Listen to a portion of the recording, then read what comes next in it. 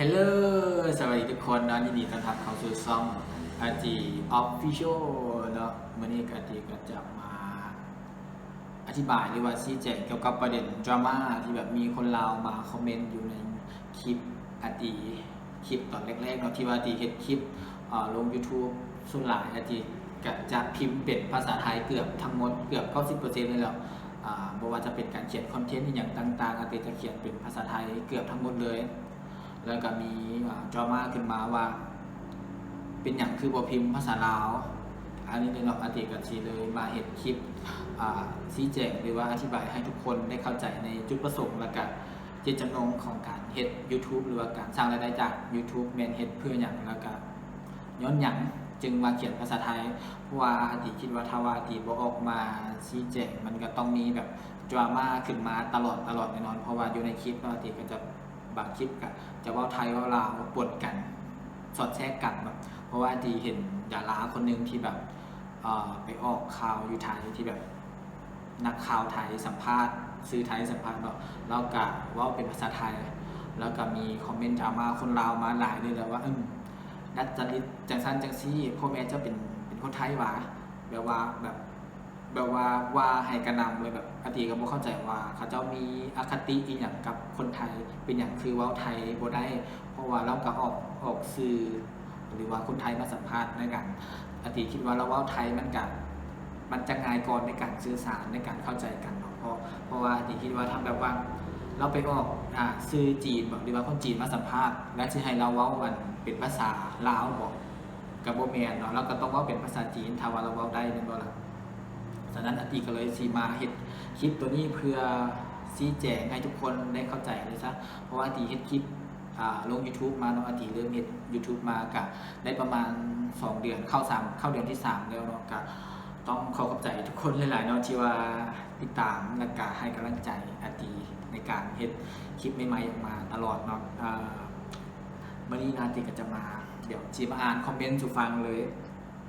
เดี๋ยวชิมาอ่านคอมเมนต์สุฟังเลยที่แบบเพิ่นมาคอมเมนต์ในคลิปที่เฮ็ดคลิปนึงเนาะเป็นคลิปไปกินก๋วยเตี๋ยวอยู่หนองคายอาทิก็จะพิมพ์เป็นภาษาไทยคอนเท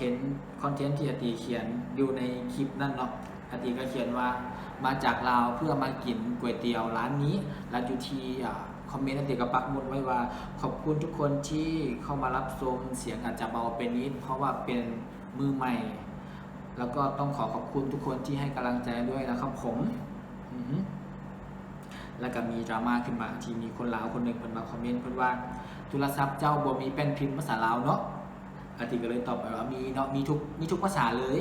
แล้วเพิ่นว่าเป็นหยังคือบ่เขียนภาษาลาวแล้วก็มีอีกบุคคลหนึ่งที่ว่าแชร์ลง Facebook และเพิ่นโพสต์ประมาณว่ามุมมองของเราเนาะแล้วโพสต์ประมาณว่าเขียนภาษาไทยแล้วเป็นการบ่ฮักชาติอาทิก็บ่เข้าใจอาทิคิดว่าบ่น่าสิเกี่ยวกันว่าเฮาสิเขียนไทยหรือเขียนลาวเพราะว่ามันอยู่ที่ว่าเจตจำนงของว่าเฮาอยากซื้ออีหยังเฮาเฮ็ดอีหยังเพราะว่าอาทิเฮ็ด YouTube เดี๋ยวจะมาอธิบายอยู่ตัวนี้เลยเนาะจะมาชี้แจงอยู่ตัวนี้เลยเนาะอาทิก็ตอบกลับไปว่าเขาเฮ็ด YouTube เนาะก็เพื่อเฮ็ดให้คน2ประเทศเบิ่งแล้วก็ได้เข้าใจถ้าว่าเขาเขียนภาษาลาวคนไทยเขาเจ้าสิเข้าใจบ่เขาเจ้าสิเบิ่งแล้วเขาเจ้าสิเข้าใจบ่เพราะว่าการเฮ็ด YouTube เนาะสำคัญก็คือการเขียนคอนเทนต์ถ้าว่าคอนเทนต์สนใจก็มันเฮ็ดให้คนสนใจคลิกเข้ามาเบิ่งเพราะว่าการเฮ็ด YouTube ก็เพื่อหยังก็เพื่อเป็นการสร้างรายได้แล้วก็อยากให้คนมาติดตามช่องเฮาหลายๆแล้วก็อยากสร้างยอดวิวหลายๆอาทิก็เลยเลือกเขียนเป็นภาษาไทยเพื่อว่าคนไทยมาอ่านแล้วเข้าใจว่าคลิปนี้เฮาเฮ็ดแบบมีเจตจำนงอันนี้เขาเจ้าก็เลยสนใจคลิกเข้ามาเบิ่งถ้าว่าเฮาเขียนภาษาลาวเนาะถ้าว่าเขียนภาษาลาวแล้วคนไทยเขาเบิ่งเขาอ่านบ่ออกแล้วเขาสิคลิกเข้ามาเบิ่งคลิปเฮาบ่แล้วคลิปเฮาก็แบบว่าแบบก็บ่มียอดวิวถ้าว่าเขียนภาษาไทยคนไทยเขาเจ้าอ่านออกเขาเจ้าเข้าใจอันนี้เป็นคลิปมากินก๋วยเตี๋ยวเนาะมันก็น่าสนใจแม่นบ่ล่ะแล้วก็สนใจคลิกเข้ามาเบิ่งคลิปเฮาแล้วเฮาคลิปเฮาก็มียอดวิวหลายขึ้นแล้วนี่เนาะที่เจตจำนงอาทิอยากเฮ็ดก็คือบางคลิปอาทิก็จะไปถ่ายแบบวิถีชีวิตลาวๆเพื่อให้คนไทยได้เบิ่งแต่กติจะเขียนเป็นภา าษาไทยเพื่อว่าคนไทยเบิ่งแล้วก็เข้าใจเลยว่าอ๋อเฮาอยากซื้ออย่างถึงกับเจ้าเพราะว่าประเทศไทยของเราก็เป็นประเทศเพื่อนบ้านเนาะเป็นบ้านไอ้เมืองนอกแล้วอาทิก็เป็นอีกคนนึงที่ว่าไปไทยบ่อยเกือบว่าทุกทิศเลยเพราะว่าและตีก็อธิบายไปอยู่ในคลิปนั้นในแล้วเนาะวันนี้อย่างมากก็ยังบ่จบเพิ่นยังมาคอมเมนต์ตอบเพิ่นว่าอ่านออกแน่นอนเนาะคนอีสานเป็นตั้ง2 ล้านคนอ่านออกและฟังออกแต่เขาเจ้าเพิ่นว่าแต่เจ้าเฮ็ดบ่มีเป็นเอกลักษณ์ของตัวเองเพิ่นว่าที่เฮ็ดคลิปบ่มีเอกลักษณ์เป็นของตัวเองอาติคิดว่าเอกลักษณ์ของแต่ละคนมันบ่คือกันคืออาติเฮ็ดคลิปอาติบางคลิปอาติไปไทยอาติก็จะเว้าไทยเว้าลาวสอดแทรกกันประมาณนี้เนาะเวลาอาติไปเฮ็ดคลิปไปเลาะตลาดหรือว่าไปซื้อเครื่องอยู่ไทยอาติก็จะเว้าเป็นภาษาไทยในการสื่อสารอาติคิดว่านั่นแหละเป็นคาแรคเตอร์หรือว่าเป็นเอกลักษณ์ของอาติเองถ้าว่าคนอื่นสิเบิ่งว่าบ่เป็นเอกลักษณ์กันแล้วแต่มุมมองของแต่ละคนมันบ่คือกันแล้วก็มีคนไทยมาคอมเมนต์อีกอันนี้เป็นคนไทยที่มาคอมเมนต์แบบอยู่ในคลิปนี้เนาะบอกเลยว่าแบบคอมเมนต์กันกระนำเลยเดี๋ยวอาทิตย์สิปักหมุดคลิปตัวนั้นให้ทุกคนได้เข้าไปเบิ่งคอมเมนต์แบบมีทั้งคนไทยคนลาวมาคอมเมนต์แบบอธิบายคนไทยกับพยายามจะอธิบายให้คนลาวเข้าใจแต่ไอ้คนลาวคนนั้นก็บ่เข้าใจแบบคอมเมนต์เขาอย่างว่าด่ากลับตอบกลับอาทิตย์ก็บ่เข้าใจว่าเป็นอย่างต้องแบบมีอคติว่าสิเขียนภาษาไทยหรือภาษาลาวเป็นอย่างต้องมีอคติว่าจังซั่นจังซี่เนาะบัดนี้ก็มีคนไทยที่ว่ามาตอบกลับเพิ่นเนาะค่อยกับคนอีสานอ่านภาษาลาวออกได้น้อยเดียวทุกครั้งที่อ่านคอมเม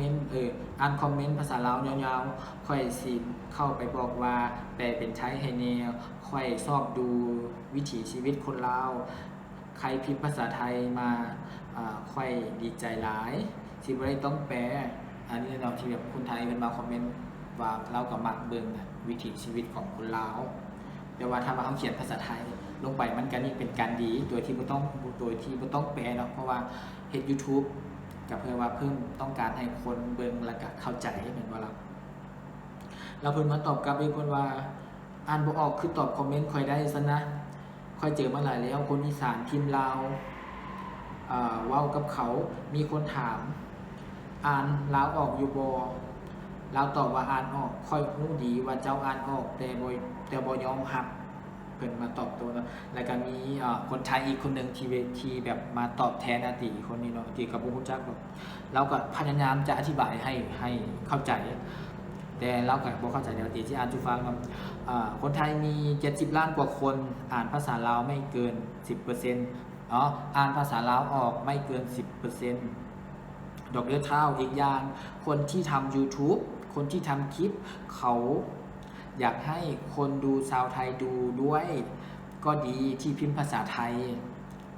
อย่าให้อคติอยู่เหนือเหตุผลเด้อเท่าและคนอีสานไม่ได้อ่านออกภาษาลาวทุกคนเด้อฟังนะพอฟังได้เพราะมันคล้ายกันแต่การเขียนมันไม่เหมือนกันเข้าใจไหมซะเด้อเท่าอันนี้เนาะคนไทยอันนี้ก็ขอบใจหลายๆเนาะที่แบบมาตอบแทนนะติแล้วก็เพิ่นก็ยังบ่ยอมรับมันก็ว่าถ้าบ่ยอมรับก็บ่เป็นหยังค่อยฮู้ดีว่าเจ้าเข้าข้างเจ้าของคลิปไทยแท้ภาคกลางมี20 ล้านเท่านั้นอีสานหลายกว่าภาคกลางที่ก็บ่เข้าใจแบบมาคอมเมนต์กันกระนำแบบยังแบบมีอาการดีบ่เข้าใจกันมีหลายนี่นะเดี๋ยวสิให้ทุกคนได้ไปเบิ่งคอมเมนต์อยู่ในคลิปนั้นดีก่อนนั่นเนาะอันที่อยากมาชี้แจงก็คือว่าการเฮ็ด YouTube เนาะแล้วแต่ว่าเฮาอยากซื้ออีหยังเฮาอยากให้คนเบิ่งเข้าใจก็คืออันที่เฮ็ด YouTube เนาะก็คืออยากให้คน2 ประเทศเบิ่งเข้าใจคืออยากให้คนไทยเบิ่งแล้วก็เข้าใจถ้าว่าอธิเขียนภาษาลาวเนาะคนไทยเขาก็สิอ่านบ่ออกมันบ่ล่ะเพราะว่าอย่างคนไทยเขาก็บ่ได้ฮู้ภาษาเฮาอยู่แล้วฟังออกแต่ว่าการที่จะอ่านออกมันก็เป็นเรื่องยากแต่ว่าถ้าเฮาเขียนภาษาไทยอธิเขียนภาษาไทยเนาะแน่นอนคนลาวเกือบว่า 90% ก็อ่านออกอยู่แล้วมันบ่ล่ะนั่นแหละเนาะที่จุดประสงค์ที่ว่าอธิอยากมาอธิบายชี้แจงว่าเป็นหยังจึงเขียนภาษาไทยลง YouTube เนาะก็คือว่าถ้าว่าตีเขียนเป็นภาษาลาวคนไทยก็อ่านบ่ออกก็บ่ฮู้ว่าเฮาอยากสื่อถึงหยัง